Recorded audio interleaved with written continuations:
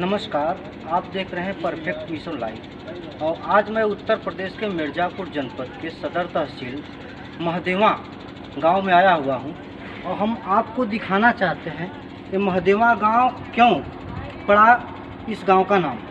एक दूसरा चीज़, क्या विशेषता है इस गांव की, इन सब मुद्दों पे बातचीत करेंगे। और क्यों आया हूँ, आने का प्रयोजन क्या है। तो सबसे पहले मैं आपको बताना चाहता हूँ कि जैसा यहाँ के ग्रामीणों के द्वारा बताया जाता है कि इस गांव की जो रकबा है लगभग 265 बीघे में ये महदेवा गांव बसा हुआ है।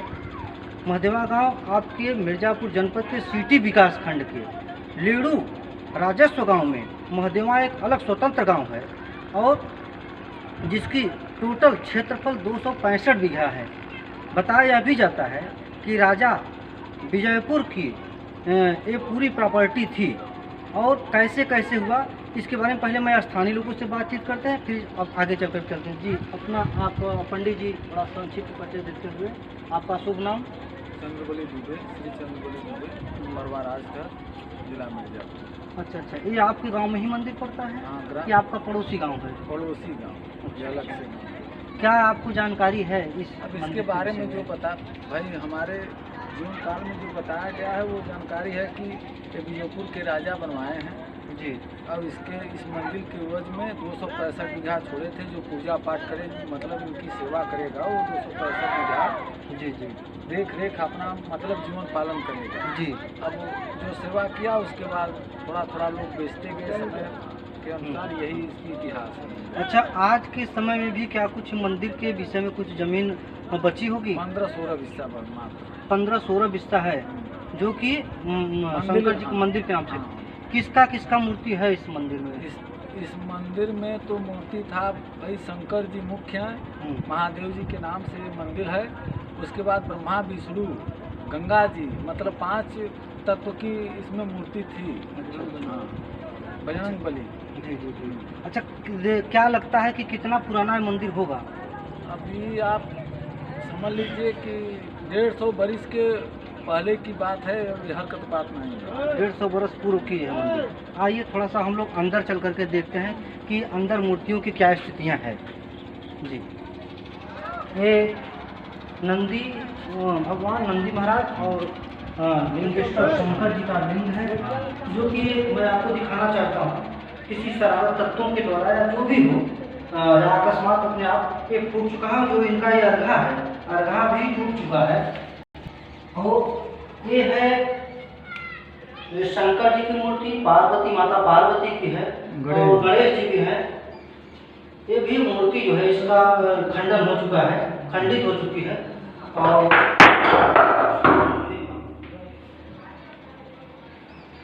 ये देख रहे हैं ना, किसी तरह से इसको ऐसे जोड़ जाड़ करके बनाया है, समझ नहीं आ रहा है। और दूसरा मूर्ति जो है यहाँ पे है, इसमें भी कुछ मूर्तियाँ थी ब्रह्मा जी की, ब्रह्मा जी की बताया जा रहा है, लेकिन एकदम खंडित हो चुकी है। ये पवन पुत्र हनुमान जी की मूर्ति है और नंदी का भी मैं देख रहा हूँ, सिंह ये सब टूट चुका है।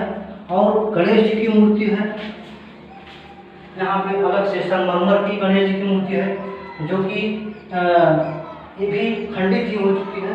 और जितने भी ये दिखाई पड़ रहे हैं इन सब में मूर्तियाँ बताई जाती है। और नक्काशी के विषय में अगर देखिए आप, ऊपर की जो स्थितियाँ हैं कितना सुरम्य है, लेकिन जनप्रतिनिधियों के देखरेख की कमी होने की वजह से, उनकी उदासीनता के कारण आज इस मंदिर पर ध्यान नहीं दिया जा रहा है। और न तो सरकार की तरफ से ही और न क्षेत्रीय लोगों की ही जो उदासीनता है।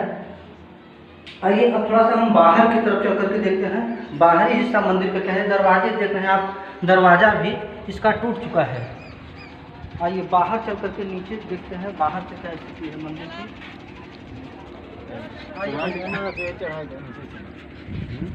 बहुत ही प्राचीन, बहुत ही अच्छा। और दो गांवों के बीच बताया, इस तरफ बताया जाता है कि परवाराध्र राजस्व गांव है, एकदम जस्ट यहाँ से परवाराध्र का है क्षेत्रफल। और ये महदेवा के क्षेत्रफल में अच्छी सड़क भी बन चुकी है चारों तरफ एकदम। ये जमीन भी आप देख रहे हैं टूटा हुआ है। और हमको लगता है कि मंदिर के ही वो भी यहाँ पे ये भी है कुआं भी है, कुआं भी उदासीनता में। अब मैं आपको दिखाता हूँ मंदिर की जो नक्काशी है। त्रिशूल हस्त धातु से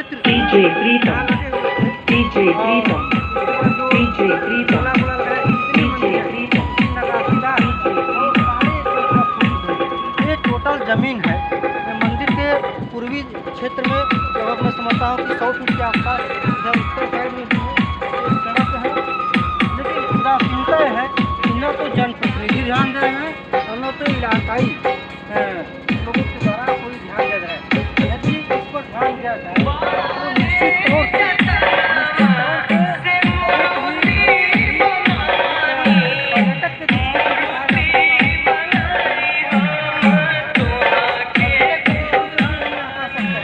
कि निश्चित तौर से यहाँ 10-20 गाँव के लोग भी आ करके भगवान शंकर जी का जो है पूजन कर सकते हैं। और क्या होता है कि किसी भी देवालय में जब हम जाते हैं तो हमारा मानसिक संतुलन बहुत संतुलित होता है और बहुत ही हमको जो है आत्मसंतुष्टि मिलती है।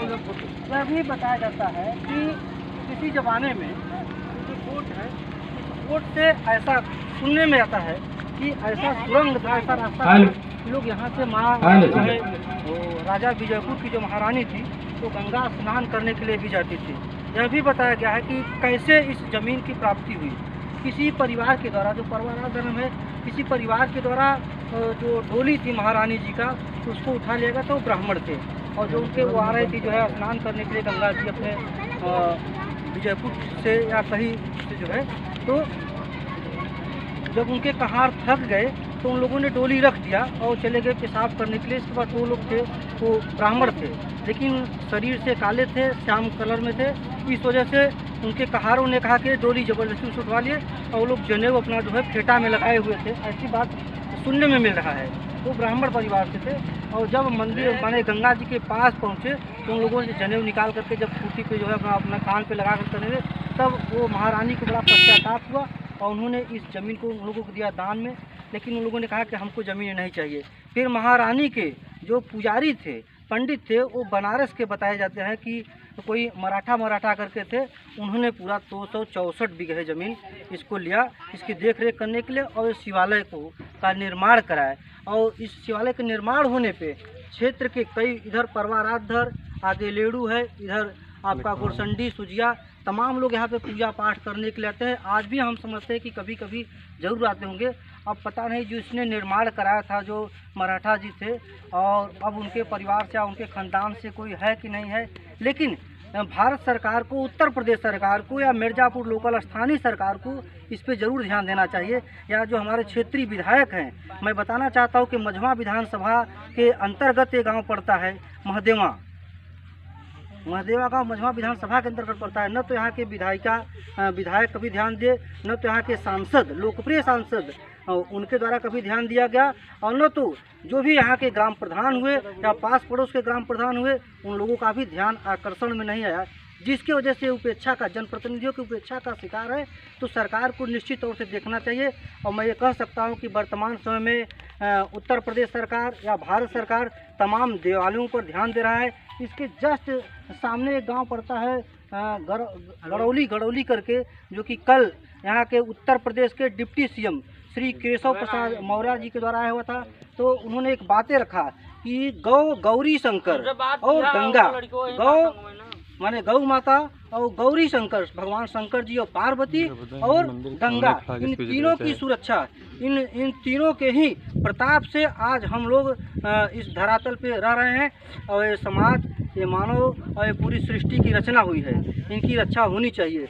तो मैं भारत सरकार से, उत्तर प्रदेश सरकार से, यहाँ के स्थानीय सरकार से यानी मिर्ज़ापुर के जो स्थानीय प्रशासन है उनसे और प्लस गांव के जो भी जनप्रतिनिधि हैं उनसे ये चाहते हैं कि अगर इस पे ध्यान दिया जाए तो निश्चित तौर से इस एरिया का बहुत ही अच्छा पर्यटन के दृष्टि से ये शिवालय दिखाई पड़ेगा और आत्मसंतुष्टि मिलेगी। आइए एक दो लोगों से और बातचीत करते हैं, क्या उनके पास क्या अनुभव है।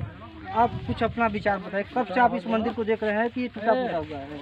हाँ, तो टूटा फूटा है मंदिर भाई, बने चाह का है। अच्छा, आप भी कुछ बोलेंगे? अरे मंदिर तो आज सुने जब से हम जाने लिए तब से मंदिर बनी हुई है। यहाँ का प्रधान जो है सब ज़्यादातर जनमानस की चाह यही है, लेकिन अब यह है कि इसमें खर्च की बातें हैं और उस हिसाब से लोगों के पास अपना निजी व्यवस्था नहीं बन पा रही, लेकिन थोड़ा थोड़ा जो भी होगा लोग शारीरिक सहयोग करने के लिए भी तैयार है। लेकिन कोई बड़े लेवल का जो है, जैसे सरकार की अगर ध्यान अगर इस पर पड़ जाए तो निश्चित तौर से इस मंदिर की जो ये दुर्दशा है इसमें सुधार होगा। और बहुत बहुत धन्यवाद। मैं मिर्ज़ापुर जनपद से घनश्याम ओझा, परफेक्ट मिशन लाइव, जिसको आप देख रहे हैं। धन्यवाद।